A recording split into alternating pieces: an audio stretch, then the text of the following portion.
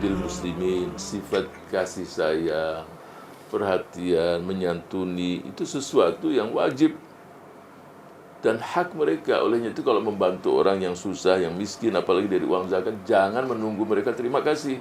Itu hak mereka. Jangan karena nggak mengucapkan terima kasih terus kita malas lagi memberikan bantuan kepada mereka. Nggak perlu. Jangan lu la jazaan wala syukur. Sebab itu uang mereka, bukan uang antum. Wahai orang-orang yang kaya, ini uang fuqara dan masakin. Mestinya idealnya uang ini serahkan kepada lembaga amil zakat yang punya database yang dia tahu siapa yang menerima. Tapi yang terjadi di sebagian saudara-saudara kita, dia langsung bagi langsung.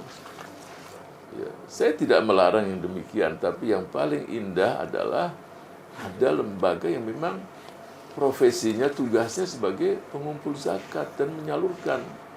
Supaya apa? Supaya bukan hanya memberi, tapi membuat mereka berdaya tahun depannya, tidak menjadi mustahik. Tahun depan dia bisa menjadi muzaki. Ya, sehingga dalam Al-Quran disebutkan di situ, khudh min amwalihim shadaqatan, khudh, ambil. Jadi ketika diambil dari mereka itu, ya, mereka jelaskan kekayaan saya sekian, ini sekian, berapa kewajiban zakat saya. Disebutkan, jangan hitung-hitung sendiri. Pokoknya zakat saya sekian, tidak boleh lebih. Kamu tahu dari mana? Pokoknya. Ya. Jadi membatasi zakat sekian. Ya dia harus jelaskan bahwa kekayaan saya sekian, dan lembaga ambil zakat pasti ada orang-orang yang tahu benar tentang perhitungan zakat itu sendiri. Jadi sesuatu yang wajib dan khusus untuk mereka yang miskin, yang terkena musibah, terkena bencana. Ini perhatian pun harus lebih ditingkatkan. Dan sebenarnya yang diuntungkan adalah mereka yang memberi. Jadi kalau orang memberi, sebenarnya dia untung. Sering saya katakan, para generasi awal kita ketika menyebutkan definisi dari bersyukur itu adalah terima kasih, itu sangat bagus sekali. Itu definisi yang luar biasa. Arti syukur, terima kasih. Terima kasih. Arti apa saja yang kita terima dari Allah harus kita berikan pada yang lain. Ini membuat satu arti dari syukur, terima kasih itu. Ya, arti kalau terima saja kan nggak bersyukur. Ya, arti apa yang kita terima? Apakah harta? Apakah ilmu? Apakah kedudukan? Apa saja? Ya berbagi, kasih sama yang lain. Nah itulah salah satu inti dari bersyukur.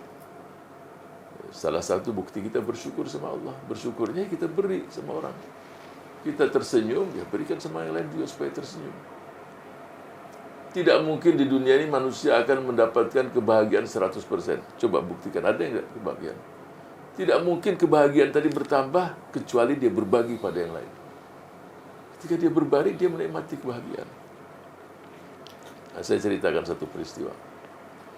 Ada orang kaya raya, target dia mencari uang. Pokoknya bagaimana dia supaya dapat uang yang banyak dan dia akan mendapatkan kebahagiaan di situ. Uang sudah tidak terhitung udah. Bahkan mesin uang pun capek juga. Udah banyaknya. Sampai dia tertidur belum selesai juga. Dia tidak dapatkan kebahagiaan. Dia buat pabrik, buat hotel, dibeli terus. Gak bahagia juga. Terakhir dia keliling sudah ke dunia. Pesawat yang first class, hotel berbintang, cari ini. Masih dia belum menemukan kebahagiaan. Tanya sama temannya, saya ini kepikir mendapatkan kebahagiaan, ketenangan. Saya nggak dapatkan dengan uang yang banyak sekali. Perusahaan yang banyak pun saya tidak dapatkan. Keliling dunia, melihat keindahan di sana, sini saya tidak mendapatkannya. Terus temannya mengatakan, kalau mau engkau mendapatkan kebahagiaan, oleh ikut saya. Kita akan singgah di tempat anak-anak yang usianya ada yang 9, 10, 11, 8, yang mereka itu nggak bisa berjalan. Kalau engkau mau bahagia, berikan dia kursi roda yang pakai remote tuh. yang pakai apa otomatis itu. Berapa jumlah anak itu? 40. Itu dia belikan. Setelah dia pakai itu, anak-anak ketawa dengan kursi itu kan tadinya, bayangkanlah merangkak saja. Duduk di kursi itu, sana. Ya, alhamdulillah gak ada yang tabrakan juga. Kalau tabrakan juga masalah juga. Itu anak-anak senyum semua, bahagia. Dia merasa bahagia karena dia melihat orang bahagia. Dan yang lebih bahagia lagi adalah ketika dia mau pulang. Ketika dia mau pulang, salah satu anak dengan langsung cepat begitu dengan kursi itu langsung dipegang kakinya. Sambil memandang, dia pandang terus. Oh, dia pikir ada permintaan ini. Dia tanya, apa yang kau mau lagi, nak? Artinya mau minta apa ini mau dikasih. Saya terima kasih. Cuma saya ingin memandang wajahmu ini, mudah-mudahan wajah ini akan saya lihat di surga kelak. Waduh, dia. Ketika bahasa itu muncul, tersentuh. Dia, waduh, luar biasa. Ini wajah akan saya rekam, akan saya lihat nanti di surga. Mudah-mudahan saya berjumpa dengan wajah ini. Jadi memang benar. Kalau kita tanya kepada masyarakat, pada masyarakat ukurannya uang aja. Itu orang yang punya rumah besar, yang kaya, yang rekeningnya banyak, mereka orang bahagia.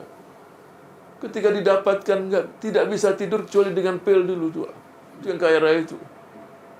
Nggak bisa tidur dia. Yang miskin ini taruh di atas batu tidur. Bahkan belum kena bantal pun sudah tidur dulu. Bayangkan, kita dapatkan tukang beca nunggu penumpang, dia udah tidur di situ. Coba yang kaya raya mau tidur pun dengan pil. Jadi Allah Maha Pemurah, Maha Pengasih. Asal kita mau berbagi saja, pasti. Buat orang lain tersenyum, engkau pasti akan tersenyum. Itu sudah. Kalau seseorang sudah yang demikian pun masih belum punya kelembutan, ya ini berarti orang yang punya hati yang keras. Nanti saya akan jelaskan bagaimana terapi ini yang punya hati yang keras ini supaya lunak. Ya, habis ini saya akan ceritakan juga. Ada usahanya juga, ada upaya. Yang punya hati yang keras terus supaya lunak itu bagaimana? Terus sebab hati yang keras ini apa kira-kira?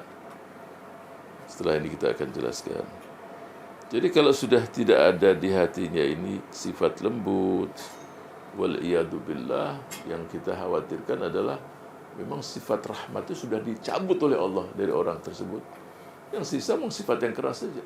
Udah gak punya perasaan. Sensitivitas hati udah tidak ada lagi. Kepekaan hati tidak ada. Orang kalau udah tidak punya kepekaan hati, ya berarti manusia ini ya hanya berpikir untuk diri sendiri. Dan yakinlah bahwa orang di sini artinya terjadi konslet di hatinya itu sendiri.